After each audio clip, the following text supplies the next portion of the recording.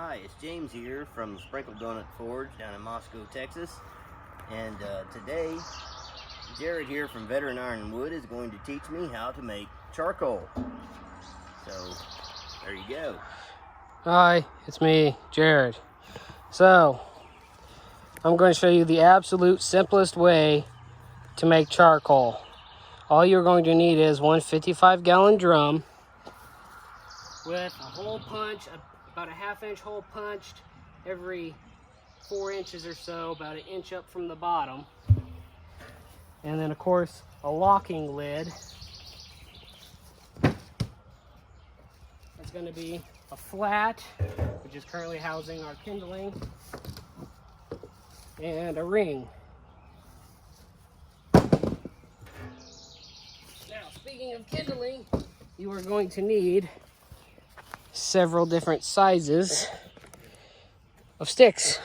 You're gonna need your really little kindling, your pinky size kindling, and then to keep the main part of your fire is going to be that stuff there, which is about 2 fingers in thickness, and the big pile, the big stuff, which is up to your wrist in thickness. Don't go any bigger than your wrist, otherwise you're just gonna have so much unburnt stuff in there, it's not worth it.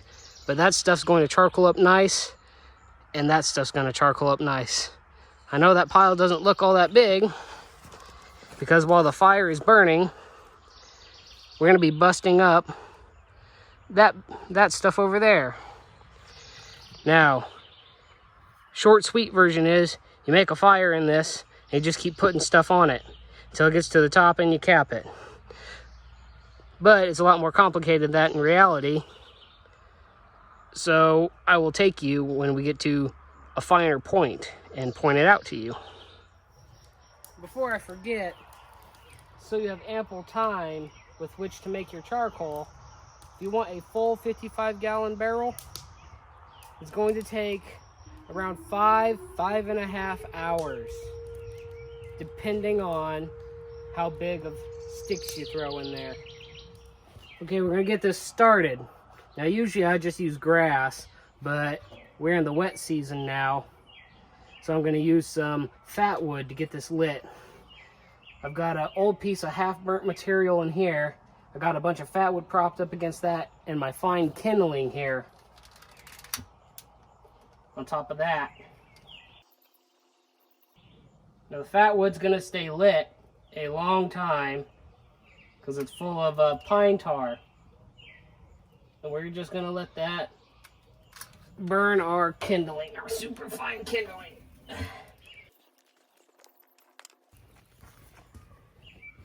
Once that starts to get going, I'll throw on a little bit bigger stuff. Now, make sure you have all your stuff ready to go before you get to this point.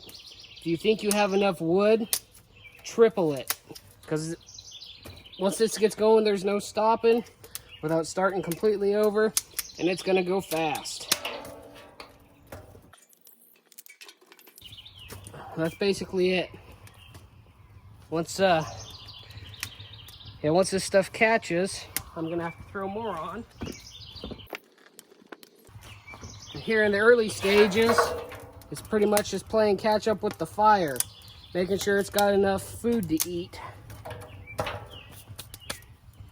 Okay, I'm gonna get this going, and when it comes time for the next part, bring you back. Okay, we've got our initial batch of finger-sized kindling going. Now we're gonna start throwing on the medium-sized stuff. Okay, we've been throwing the medium-sized stuff on it for a little while now. We're at the first fine point. All that kindling was just, you know, every which way, kind of teepeed in there. Now we're throwing in the bigger medium-sized stuff. We want to throw in some this way and throw in some this way. You know, make us a couple little layers, and we're going to stop. Okay? You know, we're going to throw a little more on, and we're going to let it stop. And once this turns black and then starts to turn ashy on the outside, kind of silver, then we will add our next layer. And that's where the secret of this comes from. is once that starts to ash on the outside, it's starting to consume itself. We want to add fresh fuel, which is going to make that fire start burning what's above it instead of what's below it. So basically, we're building this fire at the bottom, and we're just gonna build it up. And as we build it up with new stuff, as it gets black and then silvery, starting to turn ashy, we're choking what's below it, because it wants to burn the new stuff. It doesn't want to burn the charcoal. So we're basically just choking each previous layer.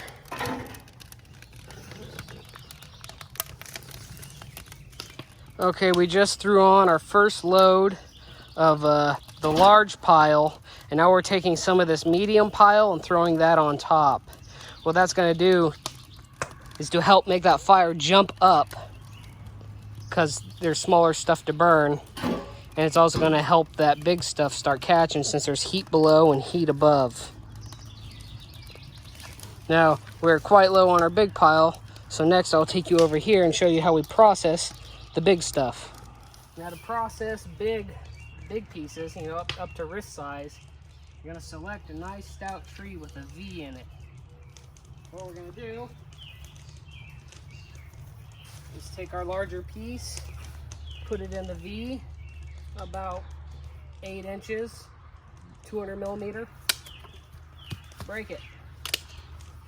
Now this is quite dry, so it's breaking quite easy. But once you get some properly seasoned pieces, you're really going to be pulling.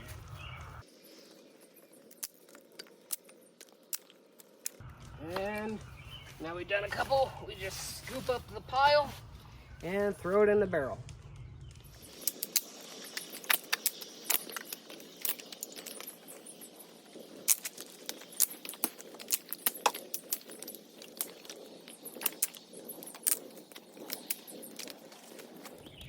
Okay, I gotta make this quick because heat and camera no bad. You see how we're black and not quite silvery yet? We gotta wait a little bit before we add our next big load of kind of wrist size stuff. Now I know some of you are gonna ask about efficiency. Now, doing an open pit like this, and that's what this is called, is an open pit. But I think it was Cody's Lab, if I'm not right about that. It was some other channel I watched. He did a comparison of an open pit versus a retort, which is where you put wood inside of a container, stick that inside a bigger container, and then build a fire around that. Now, to charcoal your wood. Now, the weight difference that he got in an open pit, where the fuel is providing the heat for charcoalizing or carbonization, was negligible versus a retort. He got the same results with a properly maintained open pit as he did with a charcoal retort. Now, what that means for us is you can get more charcoal with less wood expended with an open pit, because you don't need to build a secondary fire to heat what you want to make in a charcoal. You're using, you know, the heat from the wood you're turning into charcoal. Okay, you see how it's just starting to turn silver? It's starting to ash up right there. There's enough of this ashed up now that I feel comfortable adding on the next layer of big stuff and then a little bit of this medium stuff. Okay, we started this about 5 o'clock.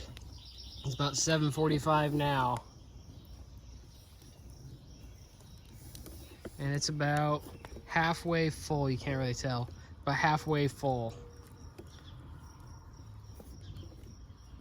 Nice charcoal layer on top. It was getting a little more burned over here than it was on this side, so I added some fresh wood there. But once this silvers up, just add another layer. Have no fear, the cavalry is here. Okay, we got half of it silvered up, and it's quickly spreading to the other side, so we're gonna throw on a new load of large and medium. Okay, so we just finished adding all the medium-sized sticks. Ooh.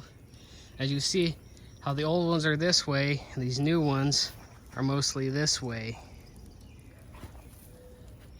Lots of room for that fire to come up in between those gaps and light all this stuff on fire.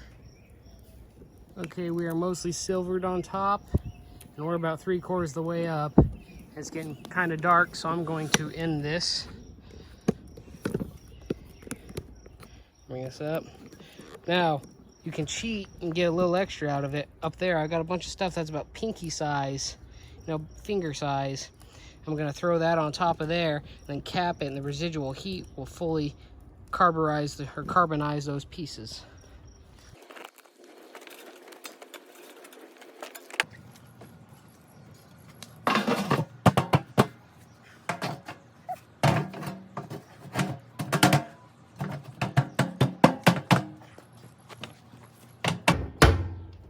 It'd help if I had the rings fully spread.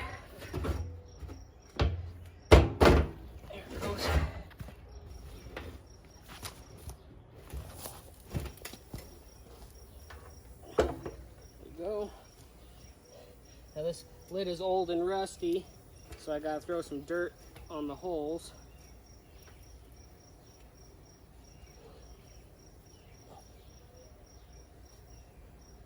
Okay, that's about good.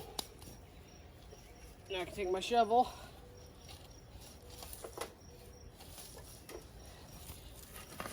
Fill up all those holes.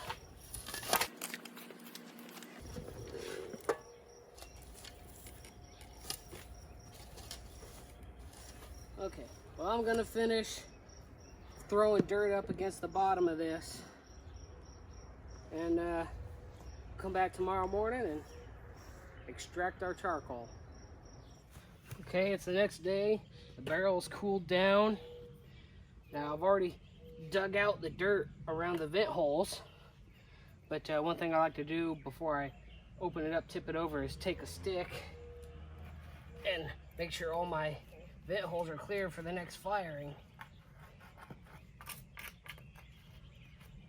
And I'll do that all the way around, which, oh, there we go, I have already done. But now I can open up the lid.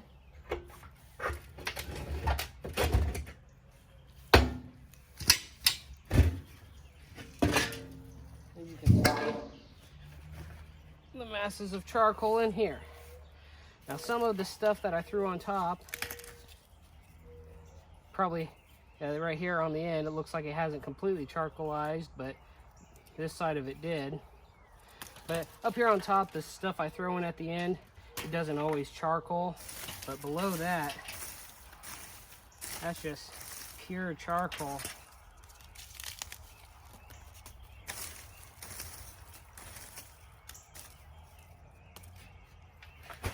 Now I'm gonna switch you camera angles and show you what I do from here. Okay, first thing I'm gonna do is take all the pieces that obviously didn't burn, chuck them into the pile for next time, which I have already done. Just that, there's the last one. And this is what I use to sort my charcoal. It's, you get these from Tractor Supply, but it's technically a poop scooper with a basket. So I'll take that and I'll rake out all the sticks and debris where I'm gonna dump it. And then I'll just dump all the charcoal out right here.